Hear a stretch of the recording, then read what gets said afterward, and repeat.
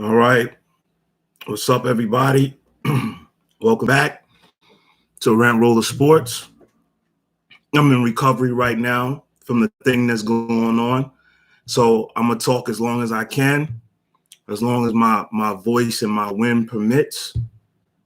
Um, yeah. So I want to get into this conversation about a few things.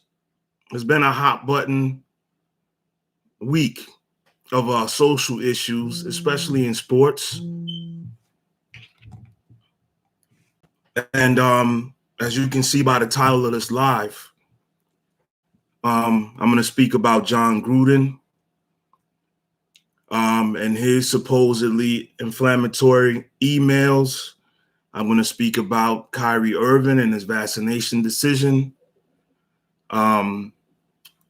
I'm going to speak a little bit on Dave Chapelle because a lot of sports guys are into comedy and follow Dave Chapelle as well. They're kind of like intertwined in a lot of ways. Sports, comedy, music, it's all entertainment in one form or another, right?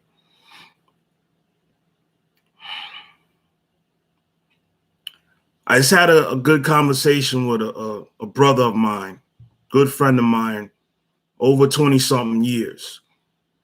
Now, when you have these inside conversations with your buddies, that especially you've known for a long time, especially, from childhood or teenage years to the adult years, and there's a level of comfort that you guys have when you speak amongst each other.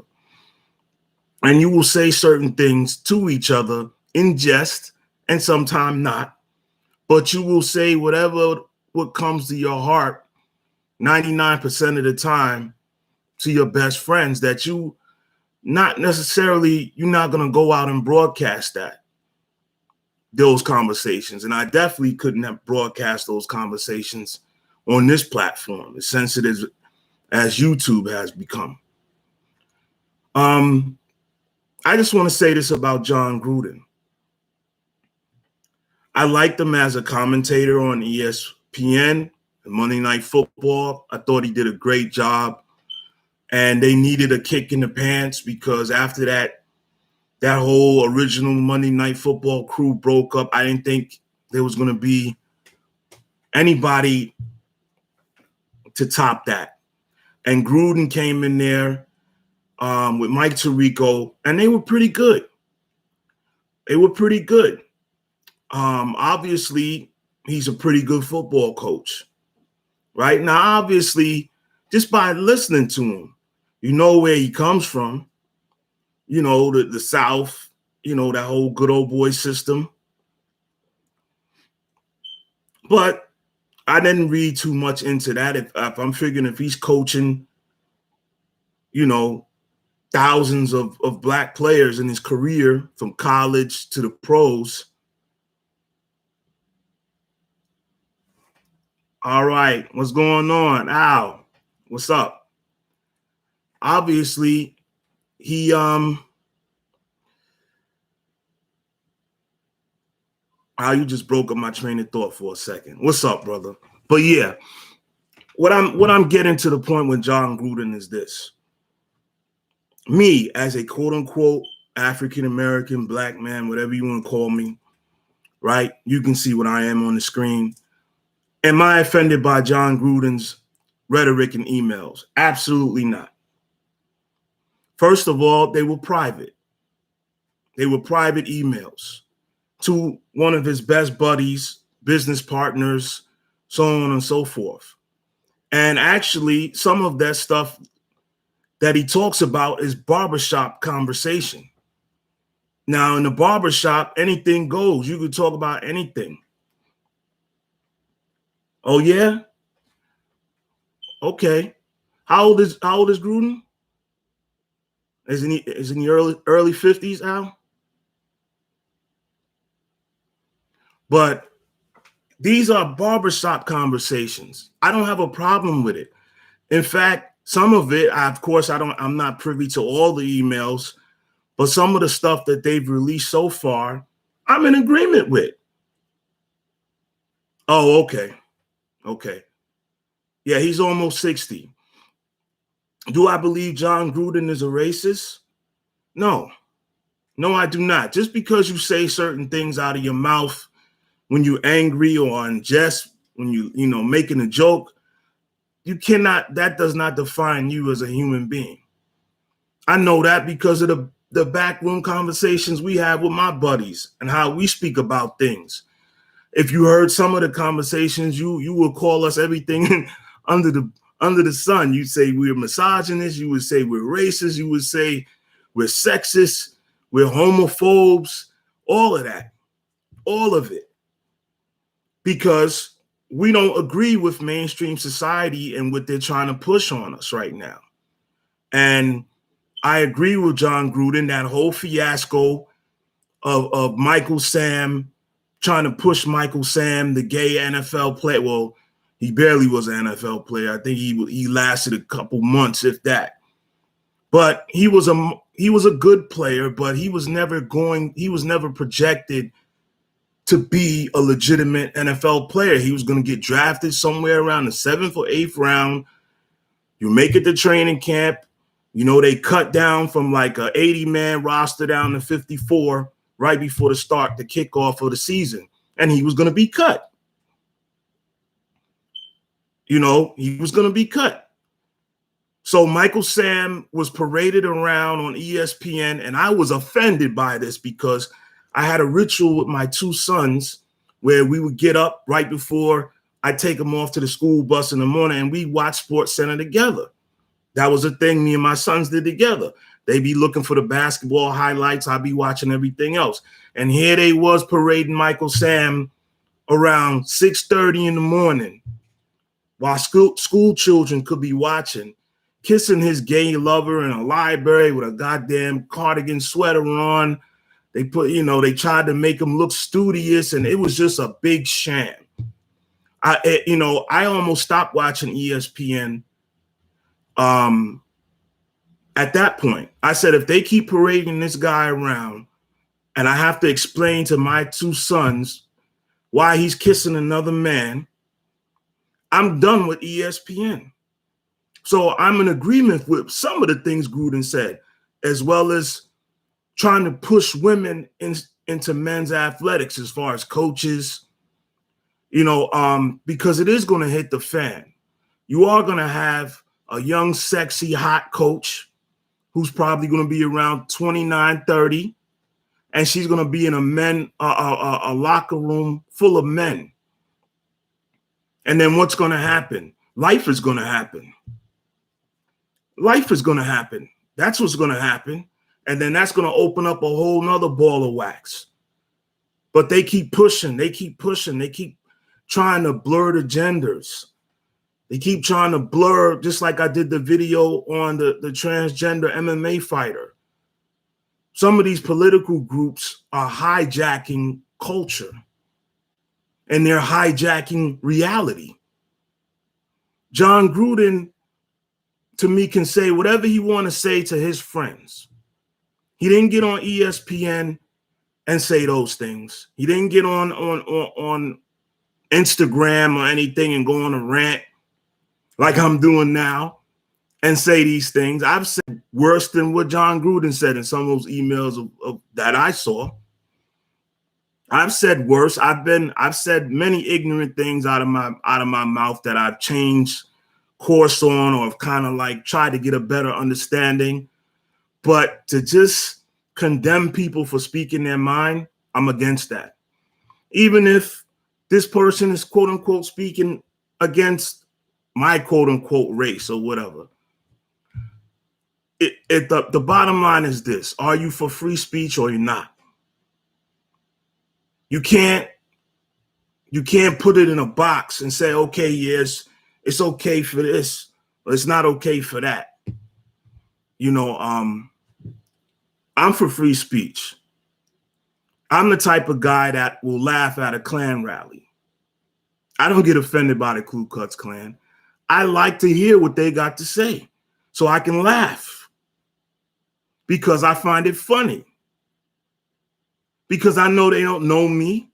They don't know me, the person. They don't know me. So they're speaking a bunch of rhetoric at a group of people. That's comical to me. I don't get offended by that. Why would I be offended by what John Gruden sent in an email? And then it doesn't help when you have oversensitive males in society today. All these sensitive ass men raised by single mamas. This is part of the problem too. There's not enough men structuring the minds of these athletes. A lot of them are single, come from broken homes, single mothers, and they get this over emotional feminist, not feminist, feminine energy about them. Like Randy Moss here. Contracts. Because they want to be able to lead 70 men, coaches, equipment staff, and managers to the number one goal, and that's to win a championship. And for us to be moving back and not forward in 21st century, like I said, man, National Football League, this hurts me. The clock is ticking, man. How are we moving back? You see how this was exaggerated? The clock is ticking, man. This is a guy who done made millions of dollars in the NFL already. He's set for life. His family, his grandparents, not his grandparents, great grandkids. Everybody's set for life. Century, like I said, man. National Football League, this hurts me. The clock is ticking, man. I'm sorry. No, I can play for you, but I'd rather not. Okay, I'd rather. See, when they put sensitive men like that on TV to talk, Randy Moss already has mental issues. He's probably in counseling right now, and there's nothing wrong with that. But some of these guys are not qualified to speak on the subject because they're too emotional. Well, one man said in an email, how is that going to set back progress in the NFL? My biggest issue with the NFL to date growing up was how they treated the black quarterback. You know, out of college, they would switch his position, change him to a wide receiver or a running back. And I always felt it's because they didn't want a black man to be the face of the NFL as the leader and the brains. It's okay if you could be the face as a running back and run the ball or a defensive player, but to be the quarterback, the one calling the plays and moving people around, to me, I felt the NFL didn't want that person to be black. So they were taking all the great college black quarterbacks and changing them, either telling them either change your position or you're not going to get drafted, a la Charlie Ward, who ended up playing basketball for the New York Knicks. But look at the league now. I can't say that anymore. Half the damn quarterbacks are black now or mixed, like Patty Mahomes. So that's no longer a complaint for me. Now, the other complaint I might have is how they referee them as far as calling personal fouls, but they're starting to clean that up too. And even you see in the quarterbacks in the league are all the quarterbacks now have to be athletic, whether you're white or black. So even if you see white quarterbacks being drafted, they're athletic now. They can scramble and move out the pocket and run for 30 yards, get a first down. So the mobile quarterback is the quarterback right now. You have to be somewhat mobile, even in the pocket. And Tom Brady is mobile. He just doesn't move as fast as people want him to move. But he's still mobile. He's not that successful without being able to dip and dodge and move and slide. And that's athleticism too. But anyway, back to Gruden. I have no problem with John Gruden, with what he said. Should he have lost his job over it? No. I mean, he's a great talker and a great speaker, a great motivator. He just had to stand on his square, apologize, say what he really felt. And as men can take, if you really feel that way and say, hey, guys, I'm sorry if I offended you, but this was a conversation with a buddy of mine. To clarify, I felt this way about A, B, C, D. If you feel offended by that, let's have a conversation. We can either do it as a group or one-on-one. and move forward. Because obviously he's not a racist, right? I don't believe he's a homophobe. There's been gay players in the NFL. They just undercover. There's gay people in every aspect of life. So when they want to out one athlete and say, oh, he's the first gay basketball player, or the first, no, he wasn't. Or the first gay baseball player, no, he wasn't. They've been there. It's a part of life. This gay people are a part of life. So they're in all aspects of society. So you know this as a coach. I'm going to tell y'all a quick story. When I went down south to Virginia, I used to go every summer. My mother used to take me down there. So one summer I said, Mom, I want to stay. I want to play football. So she said, cool. So in the locker room, after the practices, you know, we all in there naked, taking showers. And this was my first experience with dudes in the locker room, running around playing them little gay games in the locker room, smacking with towels, running around. We all butt naked. I was taken aback by that, and I said, I'll see y'all on the bus. And I refused to take showers with the rest of the team. They said, why are you not taking showers with us, Williams? Because y'all in the locker room playing games with y'all things swinging around. I don't play like that. I was from New York. I don't know. We had a little different culture. We ain't play like that. Yeah, well, I don't play that. You know what I'm saying? Y'all measuring each other while y'all in the shower in the stall, looking down at each other. I'm like, look forward or look that way, but don't look at me. I'm in the shower. I'm in and out, getting dressed, and so that's that. So I know just from that high school experience of college football. Of high school football, I know what goes on in locker rooms. So there's always been that element there.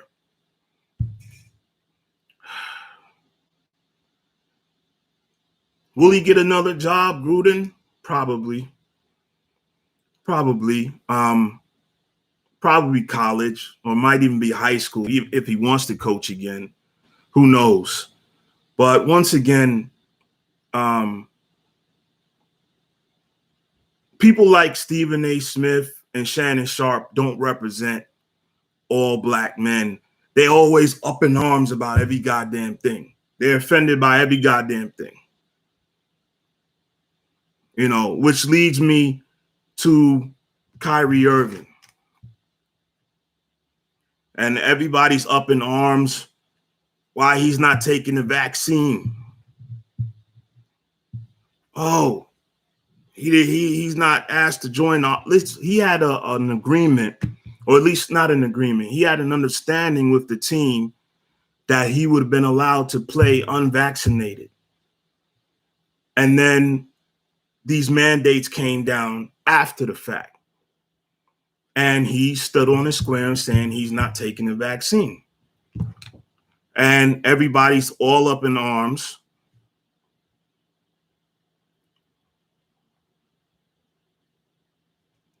But I'll let Kyrie speak for himself here.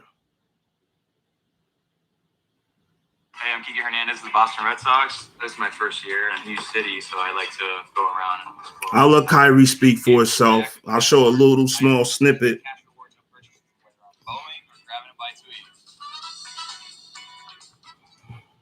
You know, I had to stop running away from using my voice and using my platform to, speak on what's true and what's mine. You know, nobody's going to hijack my voice. Nobody's going to take the power away from me that I have for speaking on these things, and don't believe that I'm retiring. Don't believe that, I'm going to give up this game for a vaccine mandate or staying unvaccinated. Don't believe any of that shit, man. Like really be aware of what's being said before I even get a chance to be on the podium and speak for myself. You know what I'm saying? Like all these people saying all these things about what's going on with me, and it's just not true. Pay attention to what's going on out in the real world. People are losing their jobs to these mandates. People are having to make choices with their own lives, which I respect. And I don't want to sit here and play on people's emotions either. Just use logic. What would you do? If you felt uncomfortable going into the season when you were promised that you would have exemptions or that you didn't have to be forced to get the vaccine. You know, this wasn't an issue before the season started. This wasn't something that I foresaw coming, where I prepared for it, and you know, I had a chance to strategize on what was going to be best for me and my family. I came into the season thinking that I was just going to be able to play ball, you know, be able to use my talent to continue to, you know, inspire, influence people in the right way.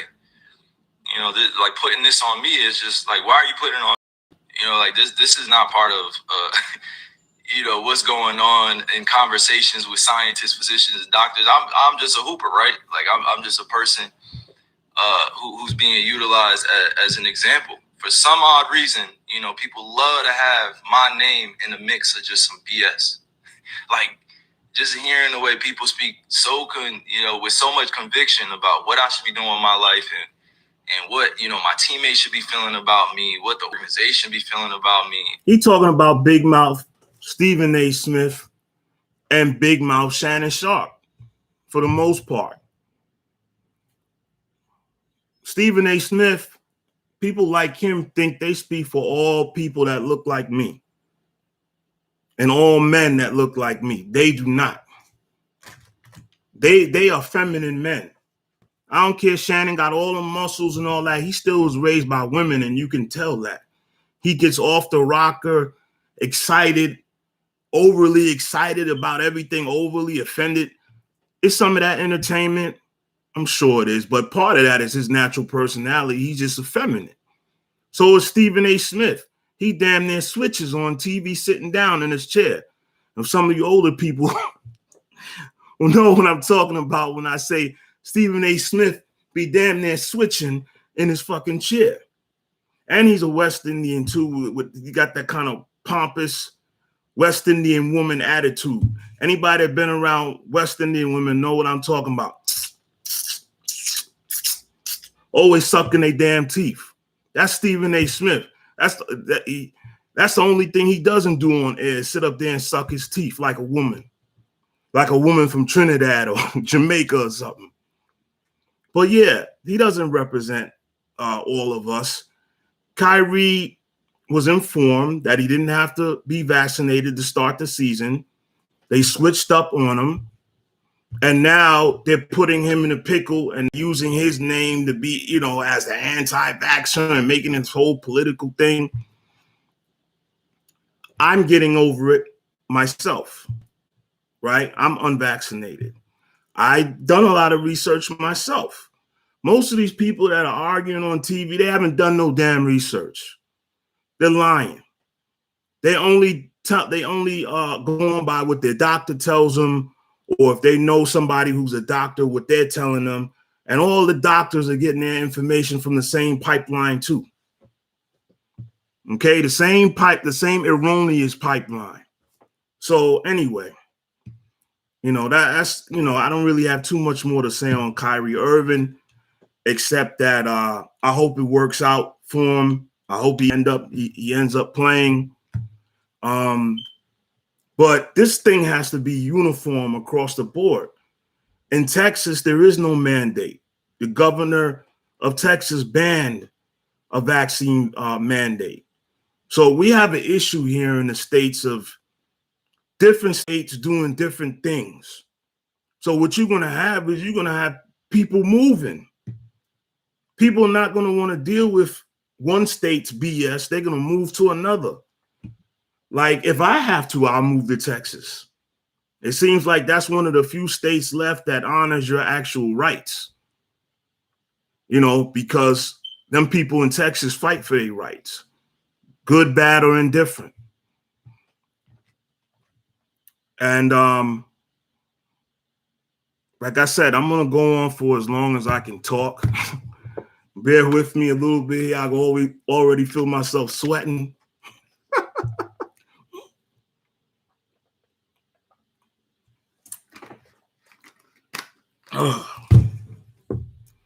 But I just had to jump on and do a live, man, because I'm supposed to be doing this every day. And, you know, the one thing with this COVID thing, man, it does something to you a little mentally. That if I had to describe the difference between COVID and a regular flu, it does something to your mind a little bit where it gets you fixated on certain things while you're trying to recover. It's weird. I'll give you an example. I was watching the Wu-Tang Saga, the series on Hulu. I watched the episode, took some NyQuil, tried to lay down, sleep, all in my sleep, all waking up, all I'm just thinking of Wu-Tang episodes, just revolving around in my head over and over and over and over and over and over and over and over and over and over. Then I got fixated on I wanted some turkey sandwich.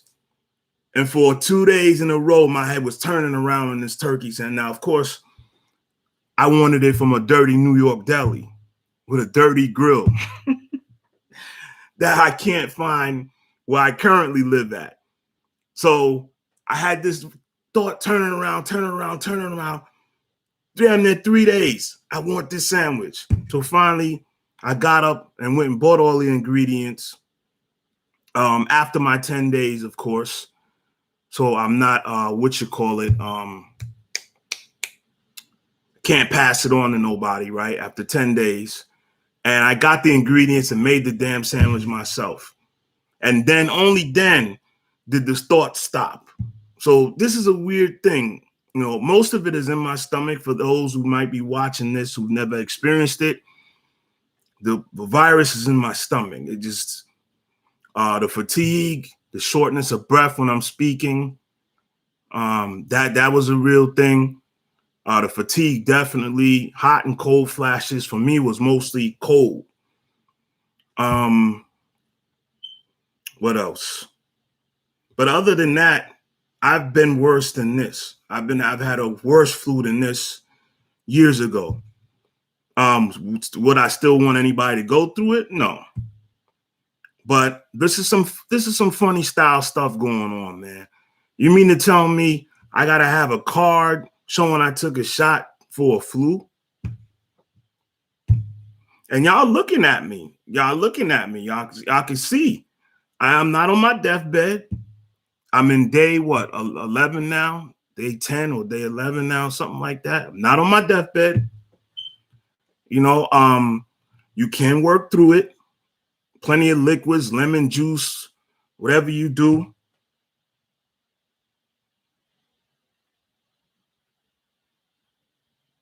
Oh, you want Kyrie? My boy. All right. My boy T on the check-in. You want him out of there for who? Ben Simmons, right? I mean, now the other part about this is he's taking a lot of money from the Nets already, him and Kevin Durant, for hardly being on the court. So this is why some people in Brooklyn is like, we got a championship team ready to go, and we don't need this bullshit right now. We don't need this vaccination bullshit. Get the shot or get out. We trying to win right now. So that's the other side of it, which I understand that too.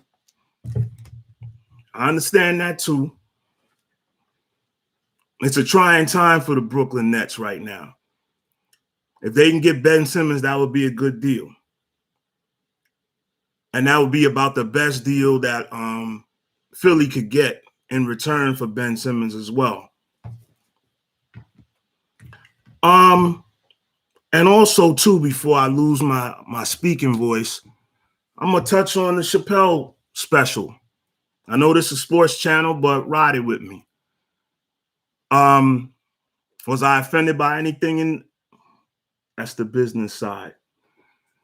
Al says that's the business side. Yeah, as a fan, we're selfish. Get the shot so we can, get our championship season on, please. We'll see what happens. Will Kyrie break down and get the shot? More than likely, probably will. I mean, nobody wants to give up millions of dollars over a shot. I haven't taken the shot yet, but I don't have millions of dollars on the line either. If I hit the lottery today and they said, in order for you to pick up the check, you got to be vaccinated, guess what? I'll be at the doctor's office at 7:59 lined up. You know what I'm saying? So I understand how people feel when it comes to Kyrie Irving, but you have to respect the man's. You have to respect what was told to him behind the scenes. He's not a stupid guy. I don't believe he waited to the last minute. Ship him to Dallas. For who? I don't know. Only with Porzingis? Because they're not giving up Luka. But my boy T said ship him off to Dallas. Man, oh man.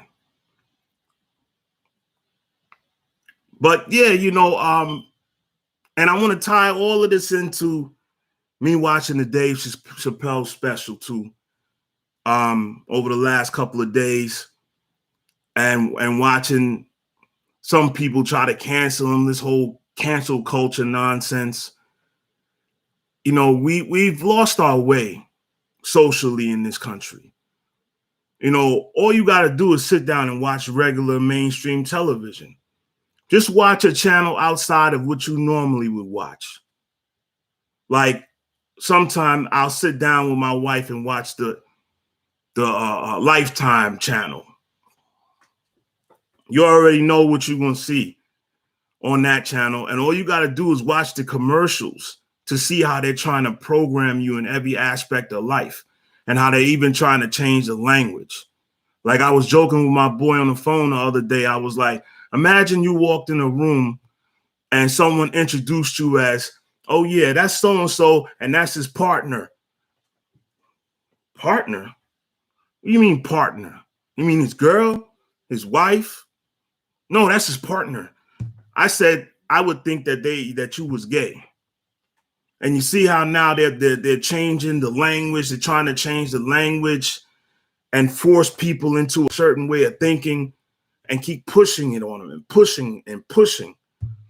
And this is what I see going in all society right now. They're pushing things on people that they don't want. You know, they're always trying to mix politics in sports, and people don't want that. The ratings show that. The NFL ratings was in big decline. Why? Because all that political propaganda they showing before every damn game, and all the political propaganda before the biggest game, the Super Bowl. You know, I was mad when they had NFL teams wearing pink for a whole month. How ridiculous is that? You mean to tell us we got to demasculine,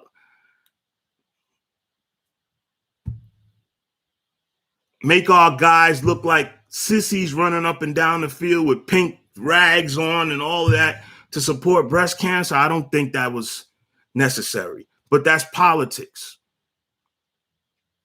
At least I didn't see Tom Brady wearing it. You know, there was a few players that wouldn't participate.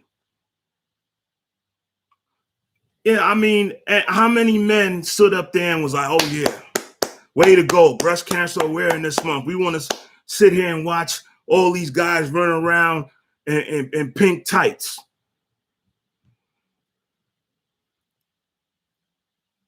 Well, pink do-rags on and pink bandanas. Yeah, this is what we really want to see. We all support breast cancer research. That don't mean you got to dress the players up in pink. Yeah, pink month. Ridiculous. Ridiculous. But too many men like us are not speaking out. And we're allowing this nonsense, these narratives to play out in public. It's just ridiculous. If I could find it here. They had two young women on, I think it was Fox News, speaking about how they was upset because they was competing against transgenders in athletics in high school and losing out on opportunities because they're competing against men. Let me see if I can find it here for you guys.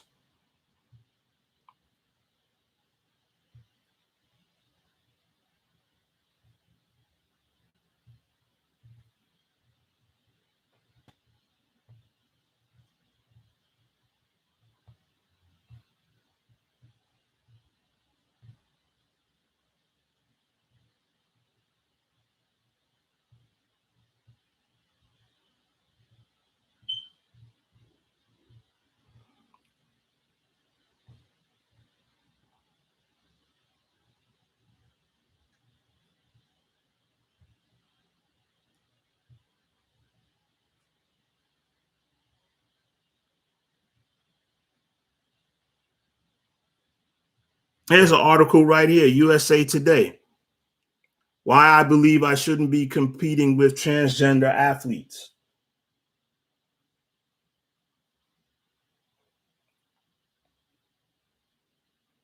This is becoming a real thing. 3 Connecticut female athletes filed federal discrimination complaint over transgender. And this was back in 2019. And then you have, people like Dwayne Wade parading his son around as a little girl. Like I said, they're trying to tell us the sky is not blue, it's purple. Or the sky is red. You just seeing it wrong. And like Dave Chapelle said, gender is a fact.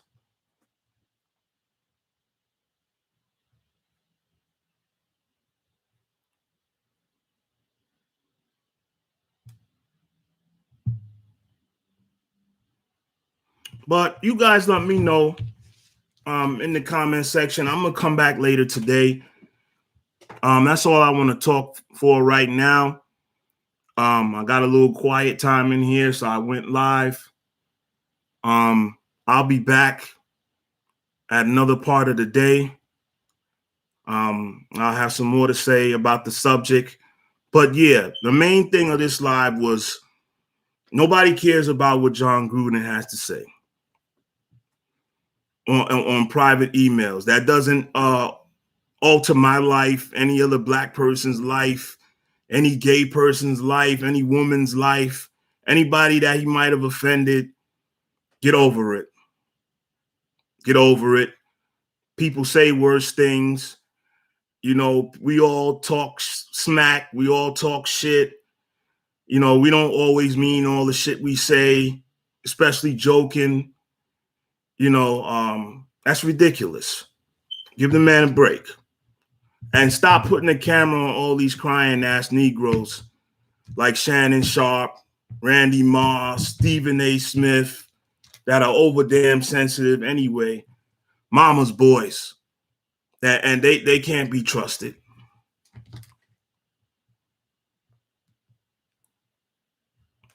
But I'm going to come back later today with some more content. Get back on the grind. Thank you guys for tuning in. I try to be, give you guys things that I'm passionate about. And I'm going to do some more research on this subject and probably come back a little bit later. All right. Thanks for everybody tuning in. Appreciate my boy T. Thank you, Al. Please like, share, subscribe, and comment. Let me know what you think about this Gruden situation. And because I always look at things like, I try to look at things from all sides. Luckily, I grew up around all people. I didn't grow up segregated. So I don't have a narrow viewpoint.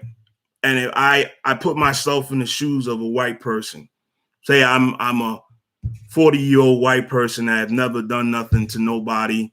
I'm just trying to live and struggle and survive out here like anybody else. I wouldn't want this constantly thrown in my face. Oh, you're a racist. You're a racist. You're a racist. You're a racist. And I got to carry this weight on my back that I didn't even do. You know what I mean? So I try to look at life from everybody's perspective. And if I was white, and if I was a cool white person that didn't have no racism in me, I would get tired of hearing the same rhetoric over and over. At some point, we have to stop being so offended by every goddamn thing. Because the sky is not falling. The sky is not falling. Ain't nothing changing. The sports is going on. The games are still being played. Athletes are still getting paid. So all this up in arms, we setting the NFL back 100 years and all that old bullshit. Please, put some other people on TV, man, and get rid of some of these jokers that they got representing us completely wrong and foul. All right. Until next time, I'll see you guys.